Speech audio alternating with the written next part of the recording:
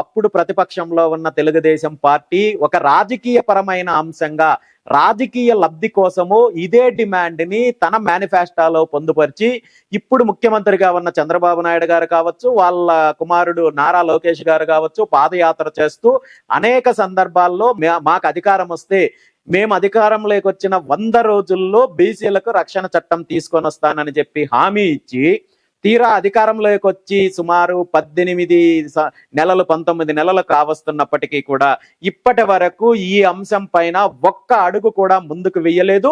ఈ 18 నెలల కాలంలో బీసీల పైన అనేక దాడులు జరిగాయి, హత్యలు జరిగాయి, అనేక రకాలుగా ఇబ్బందులు ఎదుర్కొన్నప్పటికీ కూడా ప్రభుత్వం ఇప్పటి వరకు స్పందించలేదు. కాబట్టే ఈ అంశాన్ని ప్రధానంగా తీసుకోవడం జరిగింది. దాంతో పాటు కొత్తగా నిర్మిస్తున్న రాజధాని ప్రాంతంలో రైతుల దగ్గర నుండి ఇప్పటికి 33,000 ఎకరాలు సేకరించారు. మళ్ళీ రెండో విడతగా మళ్ళీ భూసేకరణ, మూడో విడత అంటున్నారు. అంటే సుమారు 70 నుండి 75,000 ఎకరాలు భూసేకరణ చేపట్టి ఈ భూసేకరణ అభివృద్ధి పేరుతో, రాజధాని నిర్మాణం పేరుతో అధికారంలో ఉన్న వాళ్ళ యొక్క బినామీలకు, వాళ్ళకు సంబంధించిన కంపెనీలకు, వాళ్ళకు సంబంధించిన ఎవరైతే వాళ్ళ కుటుంబ సభ్యులు, వాళ్ళ సంస్థలు ఉన్నాయో దోపిడీ సంస్థలకు కట్టబెట్టే ప్రయత్నం జరుగుతోంది. ఇందులో బీసీలు నష్టపోతున్నారు. కాబట్టి బీసీల యొక్క అభివృద్ధి కోసము, భవనాల కోసము, భవిష్యత్తులో బీసీ సామాజిక వర్గాలకు చెందిన పెట్టుబడిదారులు, పారిశ్రామికవేత్తలు అభివృద్ధిలో భాగస్వామ్యం అవ్వడం కోసం కనీసము 1000 ఎకరాలు భూ కేటాయింపు చెయ్యాలనేది మరో ప్రధాన అంశము. దాంతోపాటు ఇప్పటి వరకు అధికారంలో ఉన్న పార్టీలన్నీ ఏవైతే తప్పుడు హామీ ఇచ్చారో, బీసీల యొక్క సమగ్ర కులగణన చేపట్టి బీసీలకు మేము రిజర్వేషన్లు పెంచుతామని చెప్పి ప్రతిపక్షంలో ఉన్నప్పుడు మాటిస్తున్నారు, అధికారంలోకి వచ్చిన తర్వాత అణిచివేసే ప్రయత్నము మాట తప్పుతున్నారు. కాబట్టి ఇందులో ప్రధాన డిమాండ్లలో భాగంగా సమగ్ర కులగణన చేపట్టి బీసీలకు 44% విద్యా ఉద్యోగాలతో పాటు స్థానిక సంస్థల్లో 44% రిజర్వేషన్లు ఇవ్వాలి. దాంతో పాటు బీసీల యొక్క కార్పొరేషన్లకు సంబంధించి నిధులు కేటాయించాలి అనేలాంటి ఒక 5 ప్రధాన అంశాలను ఎజెండాగా తీసుకొని ఈ కార్యక్రమం చేస్తున్నాము. ఈ ఎజెండాని సాధించడం కోసము భవిష్యత్తు ప్రణాళికలు కూడా, భవిష్యత్తు కార్యాచరణ కూడా ఈ కార్యక్రమంలో ప్రకటించబోతున్నాం. బట్ రామచంద్ర గారు, ప్రతి రాజకీయ పార్టీ కూడా బీసీలకి పెద్దపీట వేస్తున్నాం, బీసీలే మా ప్రధాన ఎజెండా, వాళ్ళ కోసం మేము ఎంతవరకైనా వెళ్తామని చెప్పి బీసీ నినాదానికి పెద్దపీట వేస్తూ వాళ్ళ మేనిఫెస్టోస్ కావచ్చు, వాళ్ళ ప్రసంగాలు కావచ్చు మేము చూస్తూ ఉన్నాం. యాజ్ ఎ మీడియా పర్సన్స్గా ఎన్నో కార్యక్రమాలు స్పెషల్లీ బీసీల కోసం ఇంప్లిమెంట్ చేసిన పార్టీస్. ఒకవైపు ఏపీలో వైఎస్ఆర్సీపీ మొన్న ఎన్నికలలో కూడా ఎంత పెద్దపీట వేసింది. తెలంగాణకు సంబంధించిన బీసీ నాయకుడు ఆర్ కృష్ణయ్య గారిని తీసుకొచ్చి రాజ్యసభకు పంపించడం, చంద్రబాబు నాయుడు గారు కావచ్చు. అక్కడ ఆల్రెడీ ఇప్పుడు కల్వకుంట్ల కవిత గారు బీసీ నినాదం ఎత్తుకున్నారు. అదే నినాదంతో ఎమ్మెల్సీగా తీన్మార్ మల్లన్న ఇప్పుడు అదే కోటాలో పనిచేస్తూ ఉన్నారు, రాజకీయ పార్టీ అంటున్నారు, ఆయన కూడా సభలు పెడుతున్నారు. ఇంతమంది చేయలేనిది రామచందర్ యాదవ్ ఒక్కరే ఏం చేయగలుగుతారు? ఇది ఒక ఫెయిల్యూర్ ఉద్యమం, జస్ట్ ఒక టైంపాస్ ఉద్యమం అనే వాళ్ళకి మీ స్ట్రైట్ ఆన్సర్ ఏంటి? ఖచ్చితంగా బీసీ ఉద్యమం అనేది ఫెయిల్యూర్ కాదు, టైంపాస్ కాదు. నిజంగా బీసీలకు సంబంధించి ఈ సమాజంలో ఉన్న 50-55% పైగా ఉన్న బీసీ సామాజిక వర్గాలకు సంబంధించి అనేక సమస్యలు ఉన్నాయి. సామాజికంగా, ఆర్థికంగా, రాజకీయంగా వెనుకబాటుకు గురవుతున్నారనే అంశము ప్రతి ఒక్కరికి తెలుసు. కాబట్టే ఈరోజు మీరు అన్నట్టు ప్రతి రాజకీయ పార్టీ, ప్రతి నాయకుడు బీసీ ఉద్యమాన్ని ముందుకు తీసుకురావాలనుకోవడము, ప్రతిపక్షంలో ఉన్నప్పుడు అధికారంలోకి వచ్చిన తర్వాత ఆ ఉద్యమాన్ని నీరుగార్చే ప్రయత్నం చేయడము, ఇచ్చిన హామీలను తుంగలోకి తొక్కడము జరుగుతోంది. అదే విధంగా గత 40-50 సంవత్సరాల నుండి బీసీ ఉద్యమము అనేక రూపాలలో, అనేక నాయకత్వం ద్వారా ముందుకు వచ్చినప్పటికీ కూడా అనేక కారణాల వల్ల, అంటే ఒకటి బెదిరించడం వల్ల కావచ్చు, లేదంటే తాయిలాల వల్ల కావచ్చు, లేదంటే పదవులు ఎరగా చూపించడం వల్ల కావచ్చు, మరో రకంగా కావచ్చు, ఉద్యమాన్ని నీరు కార్చే ప్రయత్నం ఎక్కడికక్కడ జరుగుతూ వచ్చింది. కానీ ఈ 40 సంవత్సరాల ఉద్యమంలో, ఈ 40 సంవత్సరాల 50 సంవత్సరాల కాలంలో బీసీలకు జరుగుతున్న అన్యాయం ఏంటి, బీసీలకు ఏ విధంగా నష్టపోతున్నారు, బీసీలు ఏ విధంగా మోసానికి గురవుతున్నారు అనే అంశం పైన నాయకులు కాదు, సాధారణ ప్రజల్లో చైతన్యం వచ్చింది, అవగాహన వచ్చింది. ఖచ్చితంగా భవిష్యత్తులో ఈ ఉద్యమాన్ని ఈ విధంగా గతంలో జరిగిన తప్పిదాలు కాకుండా అదే విధంగా ఉద్యమాన్ని నీరుగార్చడానికి అవకాశం లేకుండా ఈ బీసీ సింహగర్జన కార్యక్రమం తర్వాత ఒక స్పష్టమైన ప్రకటన ఉంటుంది, ఒక స్పష్టమైన కార్యాచరణ ఉంటుంది. ఖచ్చితంగా ఈ డిమాండ్లను సాధించే దిశగా బీసీవై పార్టీ ముందుకెళ్తుంది. బీసీవై పార్టీ కేవలం 2 తెలుగు రాష్ట్రాలకే పరిమితం అవుతుందా? ఎందుకనంటే జాతీయ ప్రధాన అధ్యక్షుడిగా మీరు ఉన్నారు. ఓన్లీ ఏపీనే ఫోకస్ చేయబోతోందా? ఏంటి ఫ్యూచర్లో కార్యాచరణ?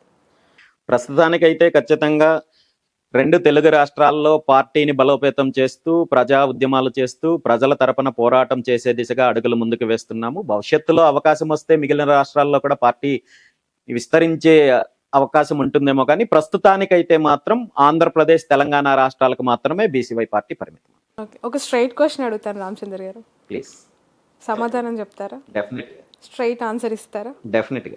ప్రతి బీసీ నాయకుడు బీసీల కోసం మేము ఏదో చేస్తాము, చట్టసభల్లో వాళ్ళకి మెజారిటీ సీట్లు తేవడానికి ప్రయత్నం చేస్తాం, మన ఉనికిని చాటుకుందామని చెప్పి వాళ్ళ వాయిస్ని రేస్ చేసి సొంతంగా లబ్ధి పొందడం తప్ప బీసీలకు ఏం చేశారని ప్రశ్నిస్తే కళ్ళ ముందు కనిపిస్తున్న నాయకులు చాలామంది ఉన్నారు. అందులో మీరు ఒకరు కారు అని గ్యారంటీ ఏంటి? డెఫినెట్గా కాదని చెప్తానమ్మా. ఎందుకంటే నిజంగా మీరు అనుకున్నట్టు మీరు చెప్పండి, ఇది అవునా కాదా? డెఫినెట్గా నేను కూడా ఇంతకు ముందు చెప్పాను, బీసీ ఉద్యమాన్ని నీరు కార్చడం కోసము అధికార పక్షంలో ఉన్న వాళ్ళు అనేక రకాలుగా, అంటే తాయిలాల ద్వారా కావచ్చు, బెదిరింపుల ద్వారా కావచ్చు, వేధింపుల ద్వారా కావచ్చు, పదవులను ఆశపెట్టి కావచ్చు, మరో రకంగా కావచ్చు ఉద్యమాన్ని నీరుగార్చే ప్రయత్నం జరిగింది. అది చరిత్రలో ఎంతో మంది విషయంలో మనం చూసాం. పదవులు వచ్చాక మర్చిపోయారు. ఎగ్జాక్ట్ గా నేను అంటున్నది ఏంటంటే, నిజంగా నాకు రాజకీయ లబ్ధి కోసమో లేదంటే ఒక పదవి కోసమో ఒక ఎన్నిక కోసమో అయితే నేను ఈ దారిలో రావాల్సిన అవసరం లేదు. నాకొచ్చిన అవకాశాలు కావచ్చు, గతంలో నాకొచ్చిన అనేక అవకాశాలు తీసుకున్నట్టయితే ఈరోజు నేను నాకు కావాల్సిన పదవులన్నీ అనుభవించిండేవాడిని. కానీ డెఫినెట్ గా కానీ నేను ఒక ఆశయంతో ముందుకొచ్చాను, ఒక ఆలోచనతో ముందుకొచ్చాను, ఒక లక్ష్యంతో ముందుకొచ్చాను. ఎక్కడో ఒక చోట 2 తెలుగు రాష్ట్రాల్లో మార్పు రావాలి, ఈ దోపిడీ వ్యవస్థకు అంతం పలకాలి అనే ఉద్దేశంతోనే బీసీవై పార్టీని స్థాపించడం జరిగింది. ఆ దిశగానే ముందుకెళ్తున్నాను తప్ప నాకు ఏదో నా వ్యక్తిగత అవసరాల కోసమో వ్యక్తిగత పదవుల కోసమో అయితే మాత్రం 100% కాదు. నిజంగా అలాంటి ఆలోచనలు నిండింటే మాత్రం నేను ఈ దారిలో వచ్చేవాడిని కాదు. గత ఎన్నికలకు ముందే నాకు అనేక అవకాశాలు వచ్చినప్పటికీ కూడా వాటన్నింటినీ పక్కన పెట్టి పార్టీ సిద్ధాంతాలను నమ్ముకున్న వాళ్ళ కోసము, ఈ రాష్ట్ర ప్రజల కోసము 2 తెలుగు రాష్ట్రాల్లో రాజకీయ మార్పు కోసం అడుగులు ముందుకు వేసుకుంటూ వెళ్తున్నాం. అసలు ఎందుకు నమ్మాలి రామచంద్ర యాదవ్ గారిని? బీసీలంతా ఆయన అడుగుజాడలో నడవడానికి ఒక 2 కారణాలు చెప్పండి, 3 కారణాలు చెప్పండి మీ మాట ద్వారా. ఎందుకనంటే ఈ ఇంటర్వ్యూ చాలా మంది చూస్తూ ఉంటారు. సో చాలామంది బీసీలు సీరియస్లీ మీరు అన్న ప్రతి పాయింట్ని వాళ్ళు యాక్సెప్ట్ చేస్తారు. ప్రతి నాయకుడు మమ్మల్ని వాడుకున్నారు కానీ మాకేం చేయలేదని ఒక బాధ ప్రతి బీసీ బిడ్డలో కనిపిస్తుంది. బహుజనులంతా కూడా ప్రత్యక్షంగా ఈ ఓపెన్ చట్టసభల్లో మాట్లాడే వాళ్ళకి కౌంటర్గా ఇస్తూనే ఉంటారు, ప్రతి స్పీచెస్లో వాళ్ళు ఎదుర్కొంటూనే ఉంటారు ఈ అంశాన్ని. కానీ ఇప్పుడు మీరు ఈ సింహగర్జన ద్వారా వాళ్ళకి ఎలాంటి భరోసా కల్పించబోతున్నారు? అసలు రామచంద్ర గారు అడుగుజాడల్లో నడవాలి అని అంటే వాళ్ళు ఏం చూసి నడవాలి? డెఫినెట్గా మీరు అన్నట్టు బీసీవై పార్టీని ఎందుకు నమ్మాలి, లేదంటే రామచంద్ర యాదవ్ని ఎందుకు నమ్మాలి అంటే, గత 2.5 సంవత్సరము బీసీవై పార్టీ యొక్క పోరాటం కానీ రామచంద్ర యాదవ్ యొక్క పోరాటం కానీ మీరు చూసినట్టయితే దీనిపైన మీకు స్పష్టత వస్తుంది.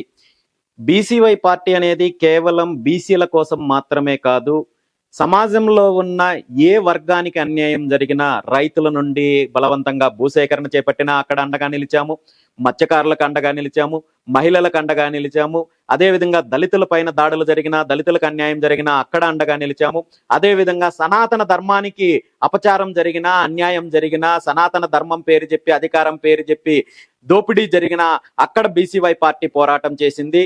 2 తెలుగు రాష్ట్రాల్లో ఈ దోపిడీ పార్టీలు చేసే ప్రతి కార్యక్రమం, ప్రతి అవినీతి పైన, ప్రతి ఏదైతే కుట్ర పైన పోరాటం చేసింది. అన్ని వర్గాలకు అండగా ఉంది. మరీ ముఖ్యంగా మీరన్నట్టు బీసీలకు సంబంధించిన సమస్యల పైన మొదటి నుండి పార్టీ ఆవిర్భావం నుండి ఈ రోజు వరకు ఒక స్పష్టమైన విధానంతో వెళ్తున్నాము. బీసీలకు సంబంధించిన అంశాలపైన పార్టీలో బాధ్యతల అంశం కావచ్చు, గతంలో ఎన్నికల్లో పోటీ చేసినప్పుడు బీసీలకు ఇచ్చిన ప్రాధాన్యత కావచ్చు, భవిష్యత్తులో బీసీల అభివృద్ధికి సంబంధించిన అంశాలు కావచ్చు, బీసీలకు సంబంధించిన న్యాయపరమైన డిమాండ్లు హక్కుల కోసం చేసే పోరాటంలో కావచ్చు, బీసీవై పార్టీకి స్పష్టమైన అవగాహన ఉంది. ఆ దిశగానే ముందుకెళ్తున్నాము.